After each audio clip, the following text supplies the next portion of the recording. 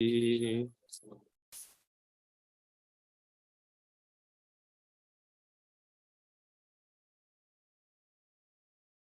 Namo Bhagavate Vasudevaya. Om Namo Bhagavate Vasudevaya. Om Namo Bhagavate Vasudevaya. Srimad Bhagavatam, Canto 2, Chapter 2, Text 13. Ekaikasho Ngani Dyanubhavayet Hadadhi Yavad Dasitam Gadabrita Jitam Stanam Apoya Darayet Padam Shudyati Dir Yata Ekaikashungani Dyanubhavayet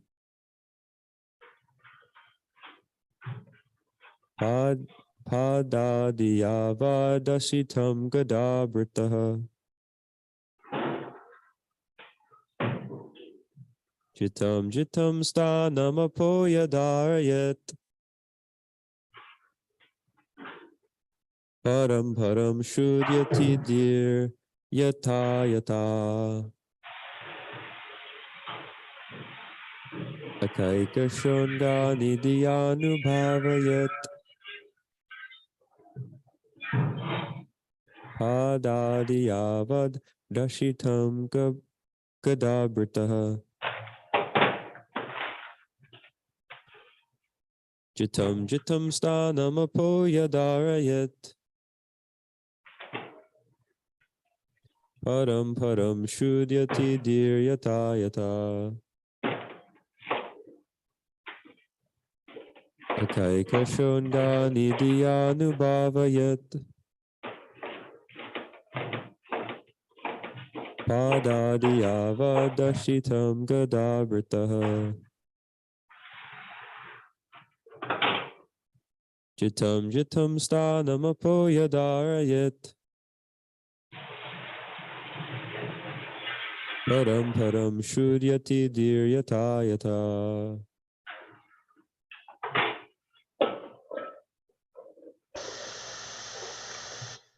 Kaikashungani Dyanubhavayet Akaikashungani Dyanubhavayet Padadiyavadasitang Yavadasitam Gadabritaha Jitang Stanamapoyet Jitam Stanam Apoya Darayet Parang Shudyati Diryatayata Param Shudyati Dir Yata Kaikashungani Dyanubhavayet Nubhav You left out with it being your left hand. I know, I really did. Padadiyavadasitang Gadabritaha Jitang Stanamapoya Darayet Parang Sidyat Shudyati Diryatayata Kaikashungani Dyanubhavayet Akaikashungani Dyanubhavayet Padadiyavadashitam Gadabritaha Jitam Stanam Apoya Darayet Jitam Stanam Apoya Darayet Param Sudyati Dir Yata Param Shudyati Dir Yata By the way.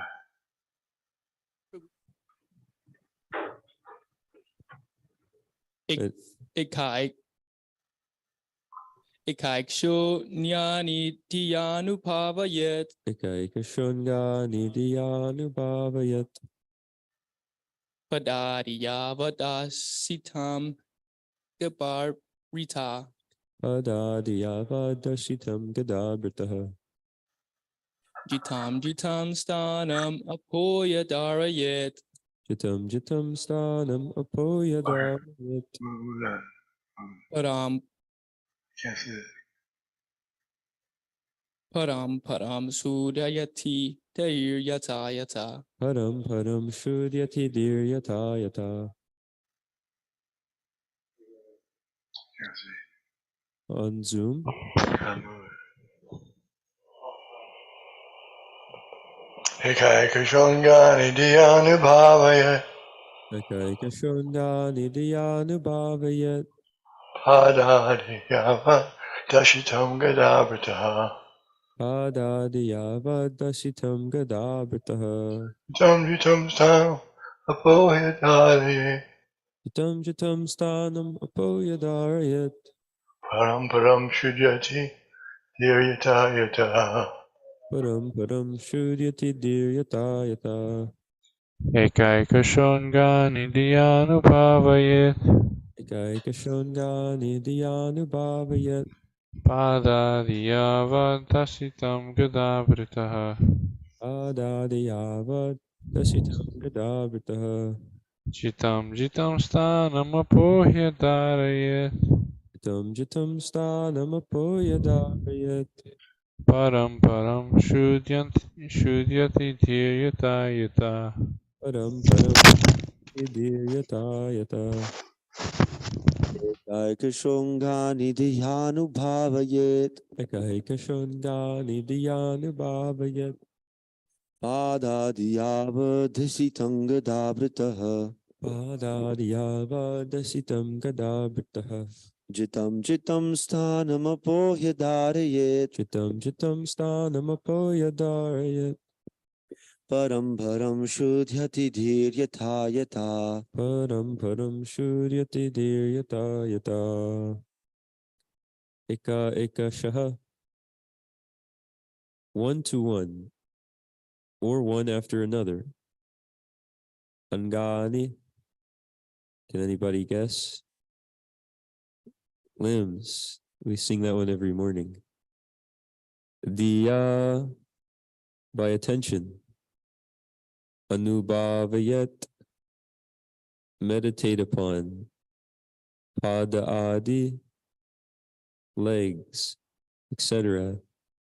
Yavat, until. Pasitam, smiling. Gada, Brittaha, the personality of Godhead. Jitam Jitam, gradually controlling the mind. Stanam, place. Apoya, leaving. Darayat, meditate upon. Param, higher and higher. Shudyati, purified. Dihi, intelligence. Yata, as much as. Translation. The process of meditation should begin from the lotus feet of the Lord and progress to his smiling face. The meditation should be concentrated upon the lotus feet, then the calves, then the thighs, and in this way higher and higher. The more the mind becomes fixed upon the different parts of the limbs one after another, the more the intelligence becomes purified. Purport. The process of meditation recommended in the Srimad Bhagavatam is not to fix one's attention on something impersonal or void. Meditation should concentrate on the person of the Supreme Godhead, either in his Virat Rupa, the gigantic universal form, or his Satchit Ananda Vigraha, as described in the scriptures. There are authorized descriptions of Vishnu forms, and there are authorized representations of deities in the temples. Thus, one can practice meditating upon the deity, concentrating his mind on the lotus feet of the Lord, and gradually rising higher and higher up to his smiling face. According to the Bhagavat school, the Lord's rasa dancing is the smiling face of the Lord. Since it is recommended in this verse that one should gradually progress from the lotus feet up to the smiling face, we shall not jump at once to understand the Lord's pastimes in the rasa dance. It is better to practice concentrating our attention by offering flowers and tulasi to the lotus feet of the Lord. In this way, we gradually become purified by the archana process. We dress the Lord, bathe him, etc., and all these transcendental activities help us to purify our existence. When we reach the higher standard of purification, if we see the smiling face of the Lord or hear the rasa dance pastimes of the Lord, then we can relish his activities. In the Srimad Bhagavatam, therefore, the rasa dance pastimes are delineated in the 10th canto, chapters 29 to 34. The more one concentrates on the transcendental form of the Lord, either on the lotus feet, the calves, the thighs, or the chest, the more one becomes purified. In this verse, it is clearly stated, the more the intelligence becomes purified, which means the more one becomes detached from sense gratification. Our intelligence in the present conditioned state of life is impure due to being engaged in sense gratification. The result of meditation on the transcendental form of the Lord will be manifested by one's detachment from sense gratification.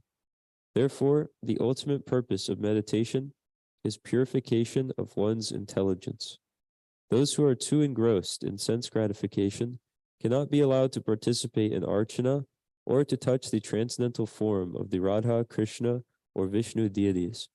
For them it is better to meditate upon the gigantic Virat Rupa of the Lord, as recommended in the next verse. The impersonalists and the voidists are therefore recommended to meditate upon the universal form of the Lord, whereas the devotees are recommended to meditate on the deity worship in the temple, because the impersonalists and the voidists are not sufficiently purified in their spiritual activities. Archana is not meant for them.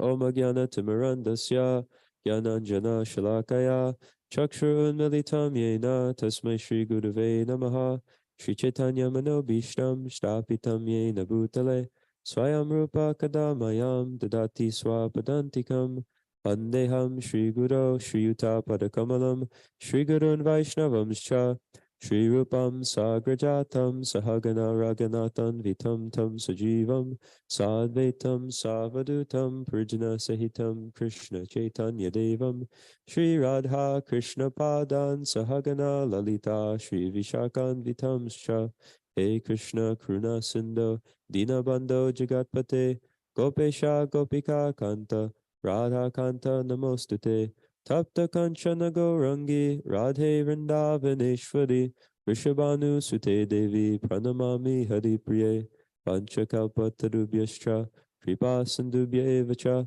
Patitanam Pavanebhyo Vaishnavebhyo Namo Namaha Jai Shri Krishna Chaitanya Prabhu Nityananda Shri Advaita Gadadhar Shivasadi Gaura Bhaktivinoda Hare Krishna Krishna Krishna Hare Hare Hare Rama Rama Rama Hare Hare. So this is the process to begin meditation from the Lord's lotus feet. So when we see the deities every morning, we're singing Govindam Adi Purusham Tamaham Bhajami. That these prayers were sung by Brahma, the first living entity in the material universe. And he's at the top of our parampara here, seated on a lotus flower with 4 heads. And he's the person who's empowered to create everything in the material universe. And he is saying that I worship Govinda, the original person. So when we go to see or approach the supreme original person, it's not something that we can barge into all at once. So if we go to meet the president, you don't just barge into the gates of the White House and then run into the door and run right into the president's office. You might get tased or tackled. It wouldn't be appropriate. So therefore, when we first approach the Lord, it's recommended we see him from the feet. So we start with the lotus feet of the Lord, and then gradually rise up to see the smiling face of the Lord.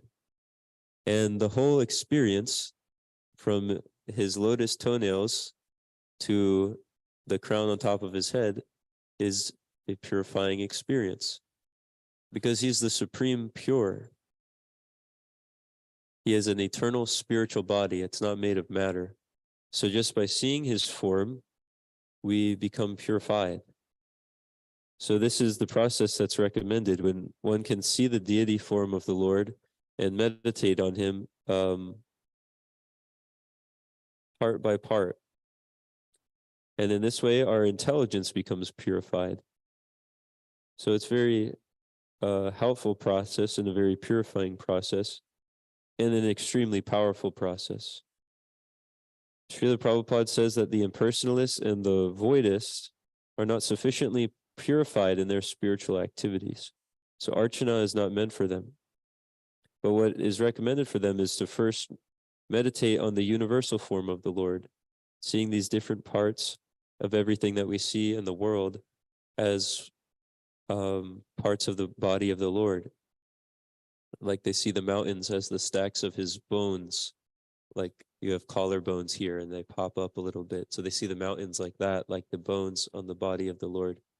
They see, I think the ocean is like the waist of the Lord.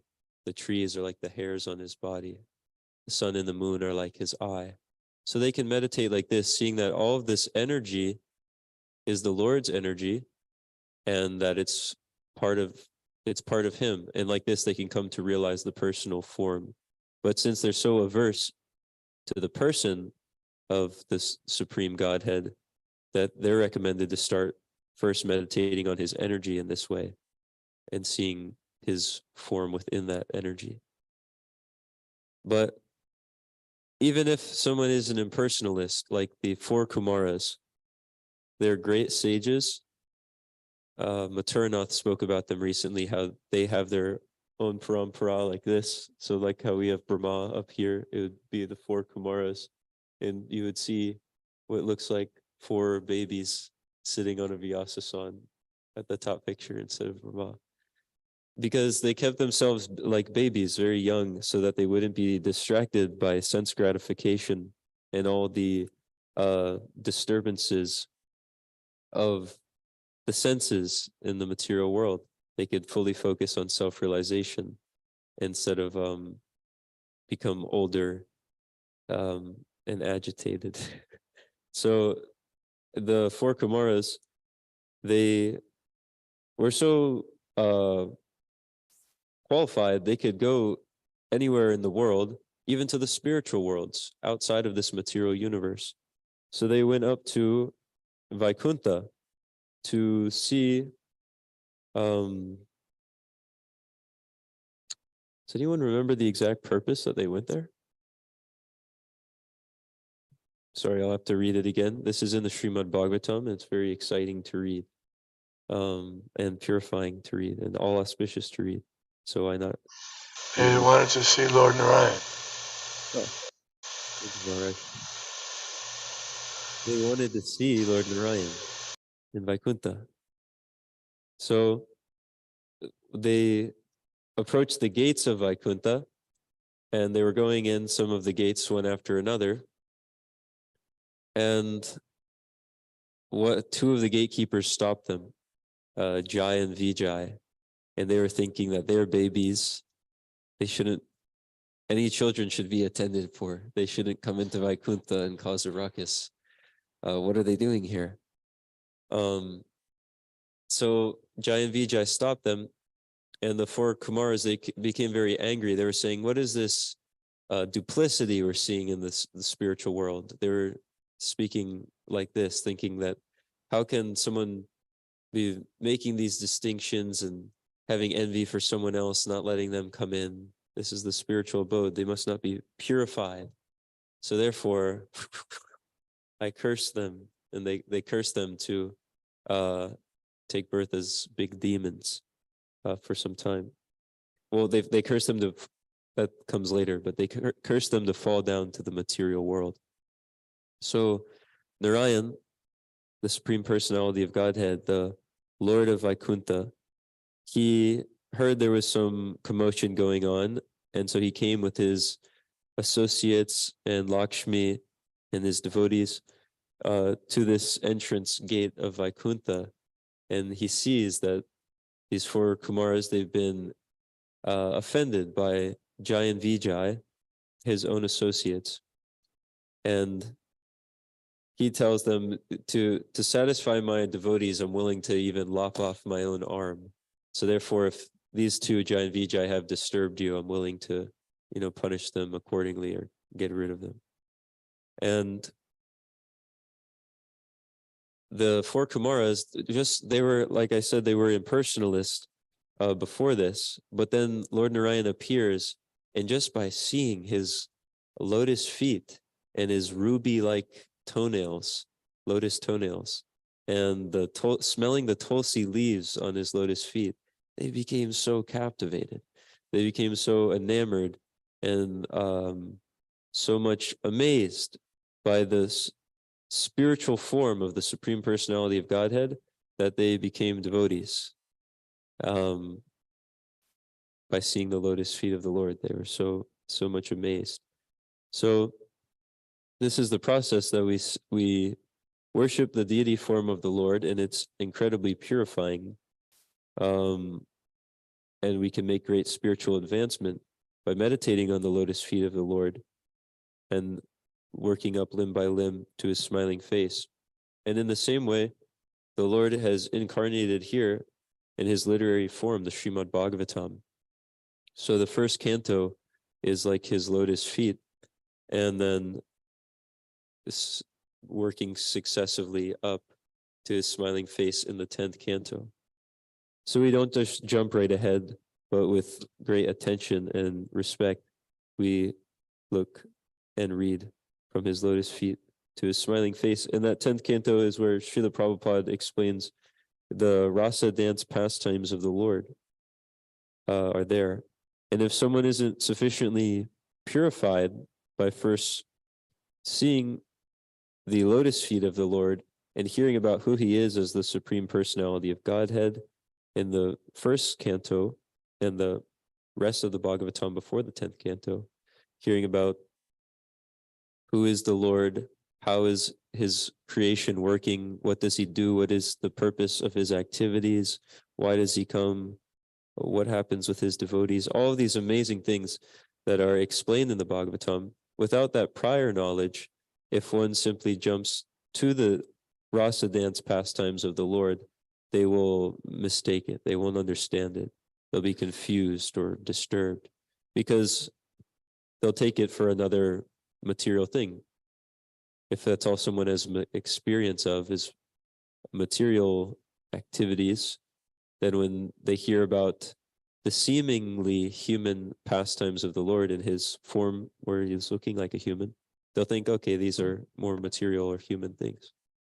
But that's just because of a lack of knowledge. So that lack of knowledge can be accounted for by submissively hearing the Srimad Bhagavatam in full from the right source, from a devotee of the Lord.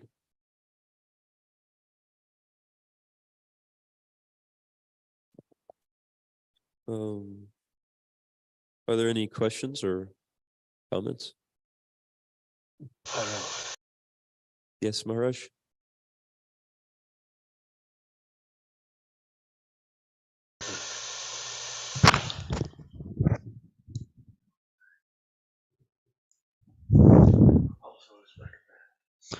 Oh, Maharaj wants to say that also it's recommended before studying Bhagavatam is to understand Bhagavad Gita.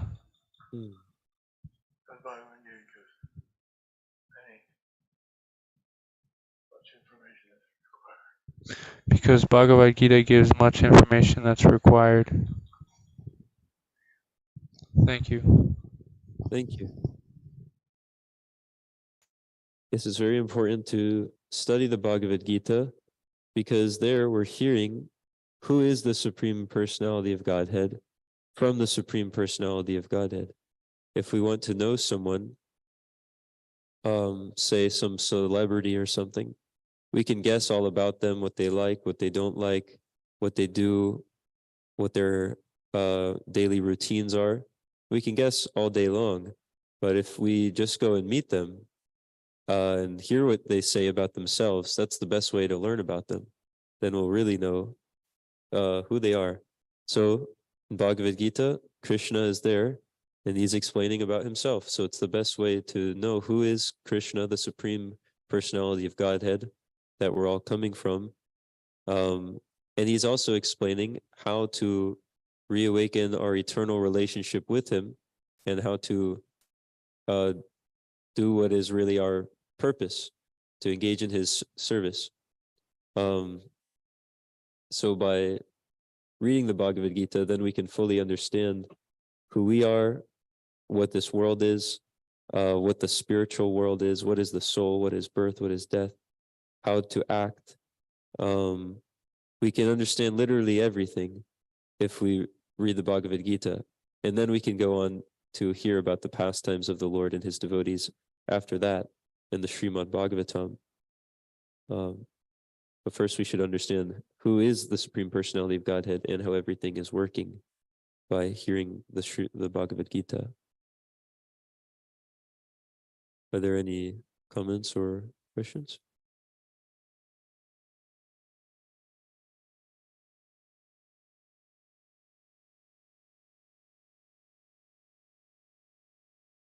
I had a question in the purport.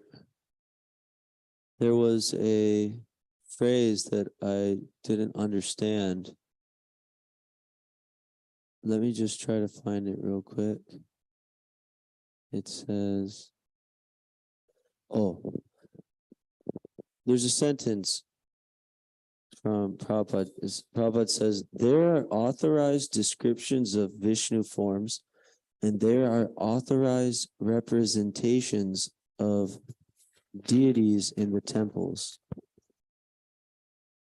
So I don't understand why we're using the word authorized representations of deities. I see. Authorized.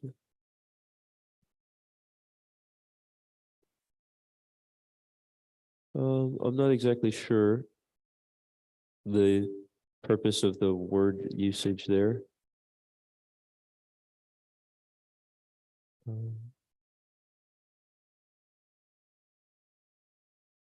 I don't know if Maharaj would want to speak on it or.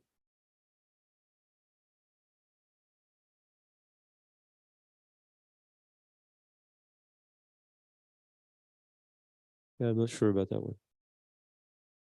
Mridanga Prabhu, you had a comment or a question?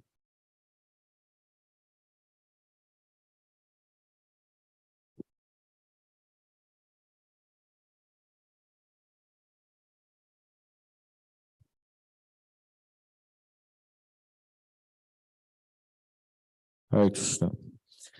Yeah, there are specifications given in different shastras about the Lord, exactly the proportions of his limbs and how the deity is should be formed, so that those are authorized specifications of the Lord as he is, and represented by the deity form.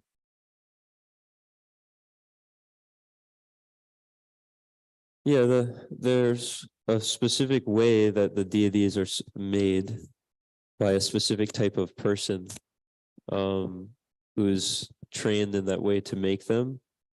And then the Lord is called to be personally present there as the deity. So that is there. Any other questions or comments? So by meditating on the form of the Lord, as we do in deity worship, we can become more purified. And it's such an important process that even when one of the associates of Lord Chaitanya, Lord Chaitanya told him to worship the chakra on the top of Jagannath Puri temple. What is it? It's Sanatana Goswami or Haridas Thakur.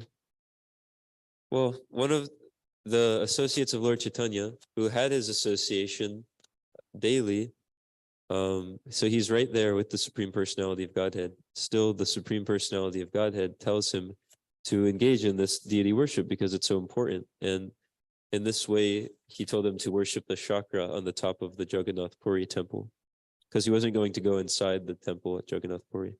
So he told him to worship the chakra every day, because even if someone has the direct association of the Supreme Personality of Godhead right there, we see it's so important to perform this deity worship in order to become purified of all these material things. And so by engaging in this process, we can get rid of all of this material baggage. And the most important process for purification in this age of Kali is the chanting of the holy names. So Srila Prabhupada, throughout this purport, is explaining that when meditating on the deity of the Lord, we have to do it with concentration and also in an authorized way, where we're seeing the lotus feet and then working our way up to the smiling face. So similarly, when chanting the holy name of the Lord, we want to do it offenselessly and with concentration, because the Lord is here, he's present in his name. It says the deity is also, the Lord is present there. So when we approach the Lord in any way, the Supreme Person, we do it with attention and respect and concentration. So when we're chanting the holy name, we want to be attentive and also chant offenselessly, knowing what these 10 offenses are and making sure to avoid them. And then in that way, hearing the Lord's name and associating with him in that way. So it's the most important process. We shouldn't skip it or put it off or rush through it. The mantra is Hare Krishna, Krishna Krishna, Hare Hare, Hare Rama, Rama Rama, Hare Hare.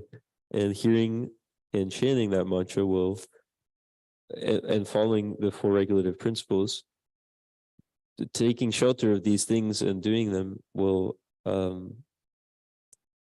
take us back to Godhead in this lifetime.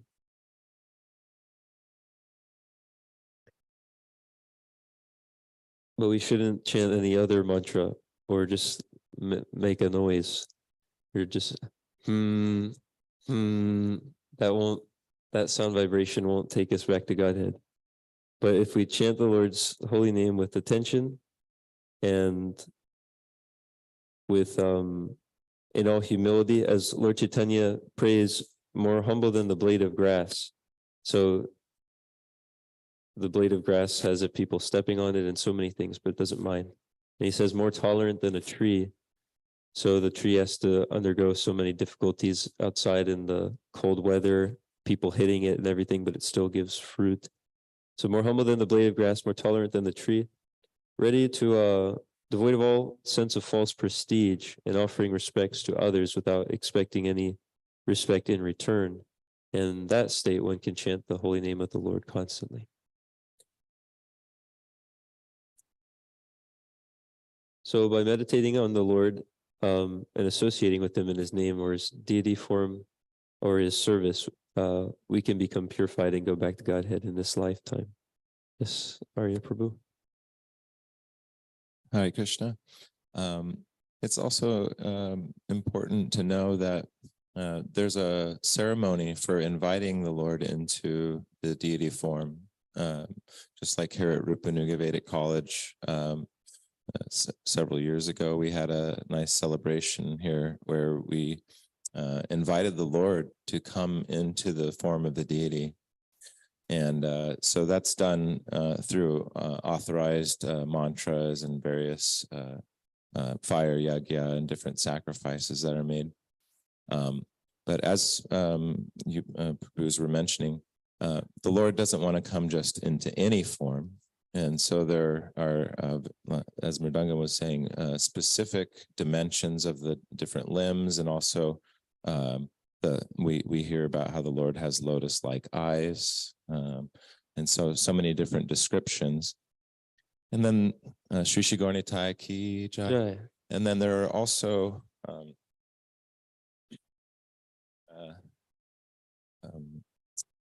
there's a really nice poem from Dravida Prabhu that I was thinking about in regards to this verse, so I thought I'd mention it. It's, sweet, sweet is my dear Lord's form, sweeter still the face so fair, but the honey-scented gentle smile is sweet beyond compare. Jai, thank you.